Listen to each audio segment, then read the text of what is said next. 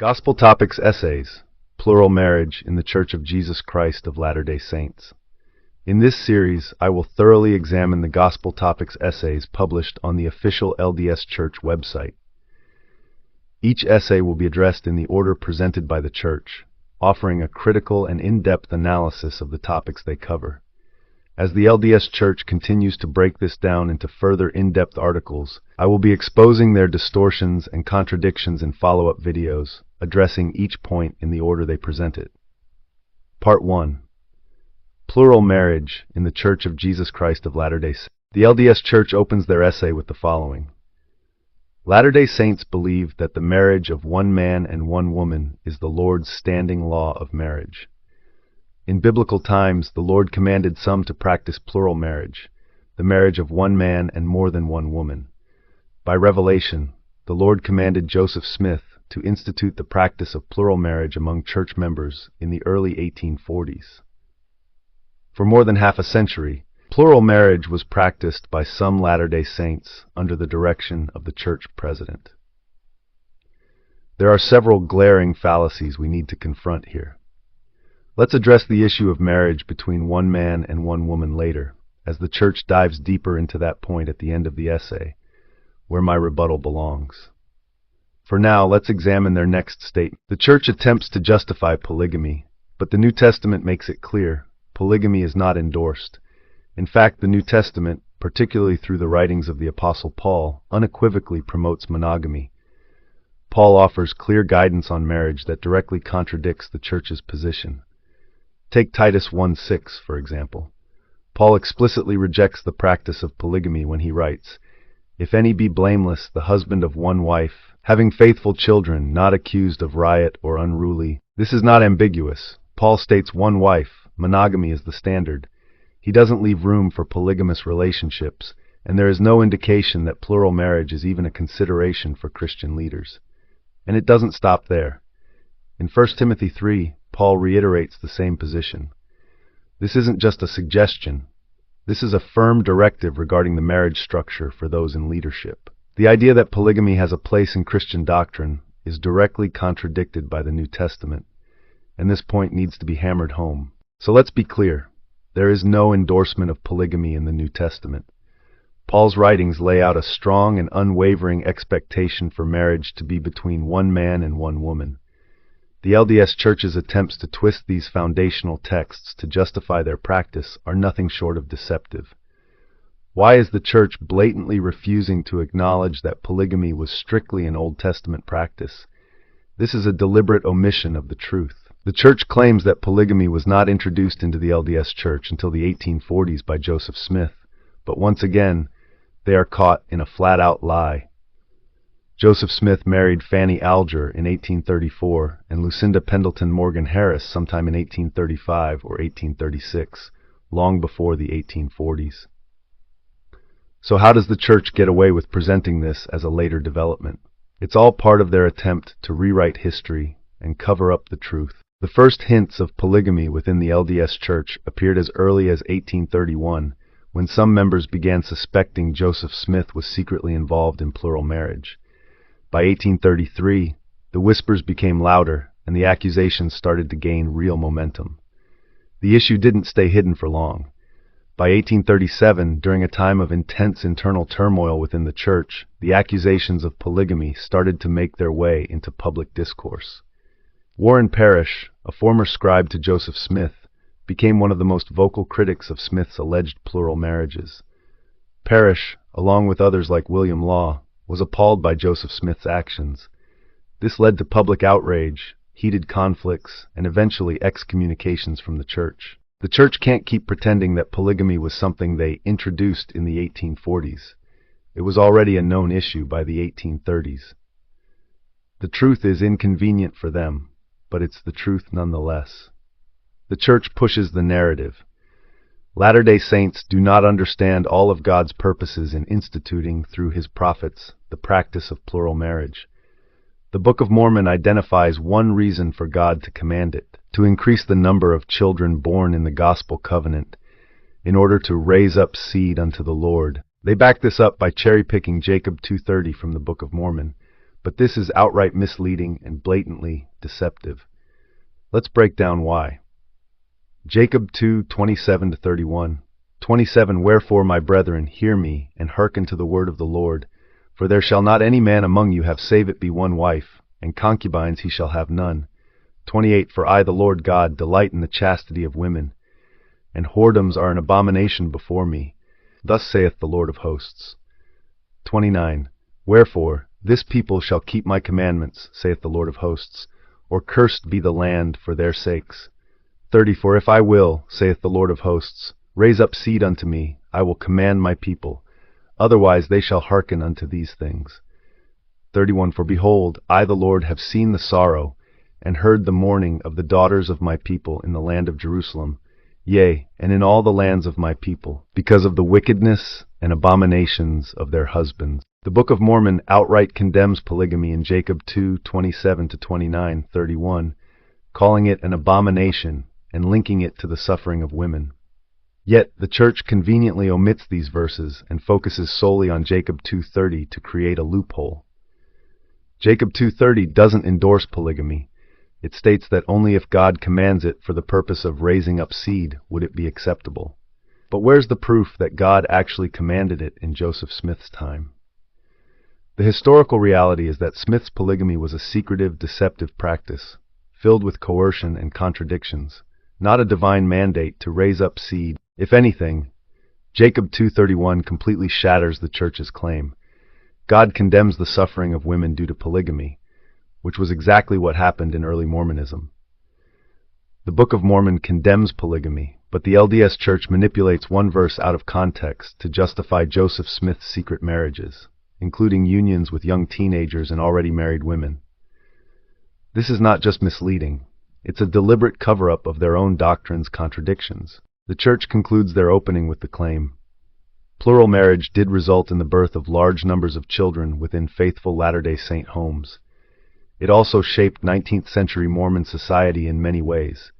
Marriage became available to virtually all who desired it. Per capita inequality of wealth was diminished as economically disadvantaged women married into more financially stable households, and ethnic intermarriages were increased, which helped to unite a diverse immigrant population. Plural marriage also helped create and strengthen a sense of cohesion and group identification among Latter-day Saints. Church members came to see themselves as a peculiar people, covenant-bound to carry out the commands of God despite outside opposition. Let's tear apart these outright lies. Yes, plural marriage did sometimes produce larger families, but let's not pretend it was this miraculous societal force. The vast majority of these large families were those of the church leaders, people like Brigham Young, Heber C. Kimball, John Taylor, and others at the top of the LDS hierarchy. While some families were large, they were not exceptional when compared to modern families or even other cultures practicing polygamy. The truth is, the vast majority of ordinary members didn't have massive, sprawling households with dozens of children. The reality was far less grand than the Church would like to claim. Now let's address the claim that plural marriage allowed women a better situation or offered marriage to those who desired it. This is fabricated nonsense, pure propaganda. The truth is far more sinister. Many women were either pressured or forced into these marriages. A prime example is Martha Brotherton, who was pressured by Brigham Young and Joseph Smith into marrying Young. Let that sink in. Pressured into marriage. This was not divine. This was manipulation and coercion. And don't get me started on Young's teaching that a man had to have no less than 3 wives to enter the celestial kingdom.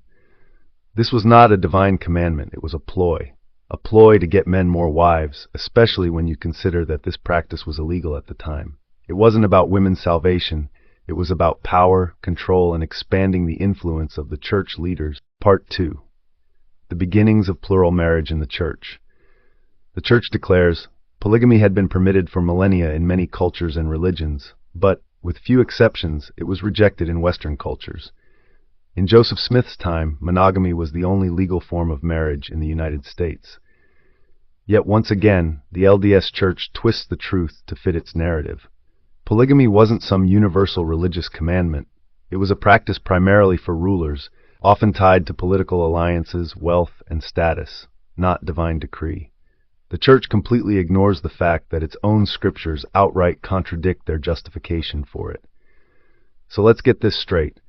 Was 19th century Mormon polygamy meant only for church leaders? Because Jacob 2:27 condemns it for the general population. Wherefore, my brethren, hear me, and hearken to the word of the Lord. For there shall not any man among you have save it be one wife, and concubines he shall have none. If polygamy was an abomination that caused sorrow and mourning among women, Jacob 2:31, then why would God suddenly reverse course in the 1800s and demand it? The Church desperately clings to the excuse that polygamy was permitted in ancient times, but permission is not divine endorsement. Even the biblical patriarchs who practiced it, Abraham, Jacob, and David, suffered endless family chaos as a result. And to drive the final nail into this excuse, we turn to the New Testament, where Paul makes it clear that church leaders were to be monogamous. 1 Timothy 3:2. A bishop then must be blameless, the husband of one wife, vigilant, sober, of good behavior, given to hospitality, apt to teach. The Church pushes forward with its deceptive narrative. The revelation on plural marriage, recorded in Doctrine and Covenants 132, emerged partly from Joseph Smith's study of the Old Testament in 1831. Latter-day Saints understood that they were living in the latter days, in what the Revelations called the dispensation of the fullness of times. Ancient principles, such as prophets, priesthood, and temples, would be restored to the earth. Plural marriage, practiced by ancient patriarchs like Abraham, Isaac, Jacob, and Moses, was one of those ancient principles. Once again, the LDS Church deliberately twists history and scripture to fit its narrative. This is not just misleading, it's outright fabrication. Yes, Abraham and Jacob practiced polygamy, but there is zero biblical evidence that Moses or Isaac were polygamists. In fact, we know Isaac was monogamous. Genesis 24:67 makes it clear that Isaac had only one wife, and Isaac brought her into his mother Sarah's tent, and took Rebekah, and she became his wife, and he loved her. Nowhere in Scripture is Isaac ever described as having additional wives or concubines. Unlike his father and son, he remained monogamous. What about Moses? The Bible only confirms Moses' marriage to Zipporah, the daughter of Jethro, Exodus 2:21. Numbers 12:1 mentions that Moses had taken a Cushite Ethiopian wife, leading to criticism from Aaron and Miriam. Some believe this refers to Zipporah, while others think he married a second woman from Cush. However, there is no definitive proof that Moses had multiple wives. The Bible never describes him as a polygamist. Moses, a Hebrew raised as a supposed Egyptian prince, taking a Cushite wife would have been scandalous. Egypt and Cush were rivals, often bitter enemies, and intermarriage between them would have been seen as treasonous by many. This would have fueled tension within Moses' own family, as evidenced by Aaron and Miriam openly challenging and criticizing him over his marriage. Numbers 12 verse 1. So why does the Church lump Isaac and Moses in with Abraham and Jacob? Because it serves their agenda. By falsely claiming that all the patriarchs practiced polygamy, they attempt to justify Joseph Smith's secret plural marriages, including his marriages to teenagers and other men's wives. And even among those who did practice polygamy, it was never commanded as a universal law. Every single Old Testament polygamist faced family strife, jealousy, and division. The Bible records these conflicts as warnings, not endorsements. The Church claims, the revelation on marriage stated general principles. It did not explain how to implement plural marriage in all its particulars. In Nauvoo, Joseph Smith married additional wives and authorized other Latter-day Saints to practice plural marriage. The practice was introduced carefully and incrementally, and participants vowed to keep their participation confidential, anticipating a time when husbands and wives could acknowledge one another publicly. This is complete nonsense. First, why would God introduce a supposedly eternal commandment without any clear instructions? That defies all biblical precedent. In the Bible, when God commanded something, he provided explicit reasons and instructions, whether it was Noah building the ark, Moses leading Israel, or dietary laws in Leviticus. But with polygamy, we're expected to believe God just left Joseph to figure it out on his own? That's not divine direction. That's Joseph making it up as he went. Second, The church blatantly lies when they claim polygamy began in Nauvoo in the 1840s. Joseph Smith was secretly practicing plural marriage in the early 1830s, behind Emma's back. By 1844, anywhere from 29 to 50 men had entered into plural marriages, the vast majority being high-ranking church leaders, apostles, trusted confidants, and inner-circle elites. Regular church members? Hardly any. The practice was anything but a widespread principle. It was an exclusive, secretive arrangement reserved for those in power. Third, the claim that participants vowed secrecy in anticipation of a public announcement is a deliberate misrepresentation. The truth? Polygamy was illegal. They weren't just being careful or incremental, they were hiding a criminal act. Lying to members, lying to the public, even lying in affidavits. Joseph Smith and his inner circle denied, deflected, and deceived because admitting the truth would have landed them in legal trouble. So let's call this doctrine what it really is: a 19th century fabrication dressed up in biblical clothing to justify Joseph Smith's personal desires. Part 3. Plural marriage and families in 19th century Utah. The church states, between 1852 and 1890, Latter-day Saints openly practiced plural marriage. Most plural families lived in Utah. Women and men who lived within plural marriage attested to challenges and difficulties, but also to the love and joy they found within their families. They believed it was a commandment of God at that time, and that obedience would bring great blessings to them and their posterity. Church leaders taught that participants in plural marriages should seek to develop a generous spirit of unselfishness and the pure love of Christ for everyone involved. The LDS Church's portrayal of plural marriage as a divinely commanded, joyful sacrifice ignores the harsh realities of the practice. While some individuals may have expressed contentment, the system overwhelmingly benefited powerful male leaders at the expense of women, children, and lower-status men. First, polygamy was never about love and unity. It was about control. Joseph Smith introduced the doctrine in secret, coercing young girls, already married women, and his followers' wives into these celestial marriages under threats of eternal damnation. Women like Helen Mar Kimball, married to Smith at 14, testified to the trauma it caused. Second, the church claims polygamy was about obedience, but it conveniently justified male dominance. Women had little to no autonomy in choosing their spouses, and many were pressured into marriages they didn't want. Even Brigham Young admitted that women despised the practice, saying, "The first wife will rebel against it, and if she had a chance, she would break it up." Lastly, polygamy created economic hardship, neglect, and instability. Women and children were often left in poverty, while elite men like Young and Heber C. Kimball accumulated dozens of wives. The idea that plural marriage cultivated a generous spirit is misleading. Many first wives struggled with jealousy, resentment, and abandonment. And let's not forget that the church only abandoned polygamy in 1890 under government pressure, not because of revelation, but to protect its financial interests and statehood ambitions. Even then, leaders like Joseph F. Smith continued practicing and sanctioning it in secret for years.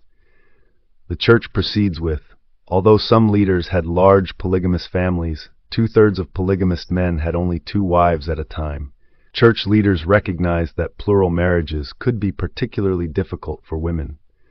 Divorce was therefore available to women who were unhappy in their marriages. Remarriage was also readily available. Women sometimes married at young ages in the first decade of Utah settlement, which was typical of women living in frontier areas at the time. At its peak in 1857, perhaps 1/2 of all Utah Latter-day Saints experienced plural marriage as a husband, wife, or child. The percentage of those involved in plural marriage steadily declined over the next 3 decades. The LDS Church's framing of polygamy as a relatively moderate practice with available divorce options downplays its coercive nature and widespread impact. While it's true that some men had only 2 wives, this doesn't change the fundamental issue. Plural marriage was a system that stripped women of autonomy and forced them into marriages under immense social, religious, and familial pressure. The claim that divorce was readily available is misleading. Women could technically seek a divorce, but in a society where marriage was seen as a commandment from God and essential for eternal exaltation, leaving a plural marriage was not a simple or realistic option. Those who left often faced stigma, loss of community, and financial hardship. Additionally, the mention of young marriage being common on the frontier ignores the fact that polygamy itself was an outlier. While early marriage occurred in many places, institutionalized polygamy, especially one enforced by religious doctrine, was not a typical feature of frontier life. The comparison is an attempt to normalize a practice that was anything but normal. And while plural marriage participation declined over time, that was not due to internal realization of its harm. It was due to increasing legal and governmental pressure. The steady decline was a result of external forces, not an organic shift within the church. The church tries to justify the practice with, during the years that plural marriage was publicly taught, not all Latter-day Saints were expected to live the principle, though all were expected to accept it as a revelation from God. Indeed, this system of marriage could not have been universal due to the ratio of men to women. Women were free to choose their spouses, whether to enter into a polygamous or a monogamous union, or whether to marry at all. Some men entered plural marriage because they were asked to do so by church leaders, while others initiated the process themselves. All were required to obtain the approval of church leaders before entering a plural marriage. Framing polygamy as a choice ignores the immense social, religious, and doctrinal pressure placed on members. Women may have been free to choose, but refusing polygamy meant rejecting what was taught as God's will, risking spiritual consequences, social isolation, and even family estrangement. The idea that plural marriage couldn't be universal due to gender ratios is irrelevant. The issue isn't numbers, but the coercive system that pressured both men and women into compliance under the guise of divine command. Part 4. Anti-polygamy legislation and the end of plural marriage. The church leads in with, beginning in 1862, the U.S. government passed laws against the practice of plural marriage. After the U.S. Supreme Court found the anti-polygamy laws to be constitutional in 1879, federal officials began prosecuting polygamous husbands and wives during the 1880s. Believing these laws to be unjust, Latter-day Saints engaged in civil disobedience by continuing to practice plural marriage and by attempting to avoid arrest by moving to the homes of friends or family, or by hiding under assumed names. When convicted, they paid fines and submitted to jail time. The claim that anti-polygamy laws began in 1862 ignores the fact that most U.S. states had already outlawed polygamy long before then. The LDS Church was not singled out. It was violating widely accepted legal and moral standards. Far from mere civil disobedience, church leaders actively defied the law, engaged in deception, and instructed members to go into hiding or flee the country. The narrative of unjust persecution falls apart when considering that the church itself had no problem using legal force against dissenters or those who refused to comply with its own rules. The church proceeds with, one of the anti-polygamy laws permitted the U.S. government to seize church property. Federal officers soon threatened to take Latter-day Saint temples. The work of salvation for both the living and the dead was now in jeopardy. In September 1890, Church President Wilford Woodruff felt inspired to issue the Manifesto. Inasmuch as laws have been enacted by Congress forbidding plural marriages, President Woodruff explained, I hereby declare my intention to submit to those laws and to use my influence with the members of the church over which I preside to have them do likewise. The full implications of the document were not apparent at first. The Lord's way is to speak line upon line, here a little, there a little. 9. Like the beginning of plural marriage in the church, the end of the practice was gradual and incremental, a process filled with difficulties and uncertainties. The full implications of the document were not apparent at first. The Lord's way is to speak, line upon line, here a little, there a little. Like the beginning of plural marriage in the church, the end of the practice was gradual and incremental, a process filled with difficulty. The claim that the Manifesto was purely inspired ignores the immense legal and financial pressure the LDS Church faced. By 1890, federal laws had stripped the church of assets, disincorporated it, and threatened to seize temples. Wilford Woodruff's inspiration conveniently aligned with the need to protect the church's wealth and operations. We then get from the church. The manifesto declared President Woodruff's intention to submit to the laws of the United States, and new plural marriages within that jurisdiction largely came to an end. But a small number of plural marriages continued to be performed in Mexico and Canada under the sanction of some church leaders. As a rule, these marriages were not promoted by church leaders and were difficult to get approved. Either one or both of the spouses who entered into these unions typically had to agree to remain in Canada or Mexico. On an exceptional basis, a smaller number of plural marriages were performed within the United States between the years 1890 and 1904. The claim that new plural marriages largely came to an end after the manifesto is misleading. Top church leaders not only sanctioned, but actively performed secret polygamous sealings well into the early 20th century. The idea that these marriages were difficult to get approved ignores that some of the highest-ranking apostles, including Joseph F. Smith, were directly involved in organizing and overseeing them. Furthermore, the distinction between marriages in Mexico and Canada versus the U.S. is irrelevant. The church publicly claimed to have ended the practice, yet it continued behind closed doors. If the manifesto was truly a revelation, why did leaders secretly defy it for over a decade? The reality is that the manifesto was a legal maneuver, not a divine command, and church leaders only fully abandoned polygamy when further government crackdowns forced their hand in 1904. The church closes this section off with, "The church's role in these marriages became a subject of intense public debate after Reed Smoot, an apostle, was elected to the U.S. Senate in 1903. At the April 1904 General Conference, Church President Joseph F. Smith issued a forceful statement known as the Second Manifesto, making new plural marriages punishable by excommunication. 10. Since President Smith's day, church presidents have repeatedly emphasized that the church and its members are no longer authorized to enter into plural marriage, and have underscored the sincerity of their words by urging local leaders to bring non-compliant members before church disciplinary councils. The Second Manifesto of 1904 was not a sudden moral realization. It was political damage control. The U.S. government was scrutinizing the church during the Reed Smoot hearings, exposing the fact that secret polygamous marriages continued long after the 1890 Manifesto.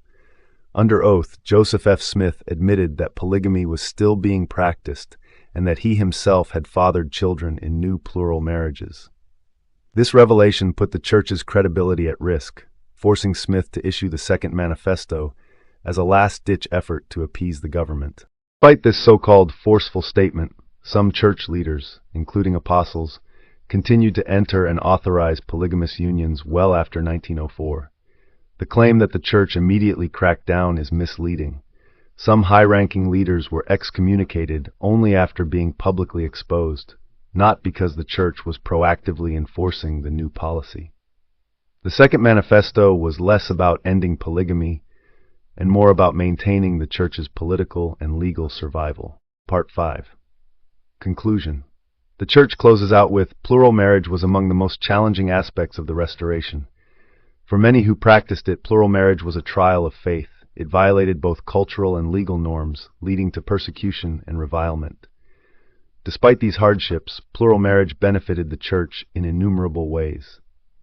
Through the lineage of these 19th century saints have come many Latter-day Saints who have been faithful to their gospel covenants as righteous mothers and fathers, loyal disciples of Jesus Christ, devoted church members, leaders, and missionaries, and good citizens and prominent public officials.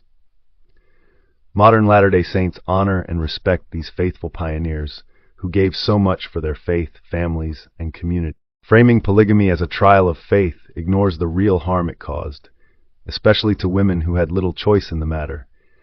The practice was not just culturally unpopular, it was illegal, exploitative, and deeply unequal. Polygamy benefited the church's power structure far more than its members, allowing leaders to consolidate authority, control marriages, and expand their influence. As for the claim that polygamy's legacy produced faithful disciples and good citizens, that's an attempt to rewrite history. Many descendants of polygamous families have also left the church, rejected its teachings, or spoken out against the suffering polygamy inflicted on their ancestors. The argument that polygamy was worth it because some good came from it is a hollow justification, one that could be used to excuse nearly any historical wrongdoing.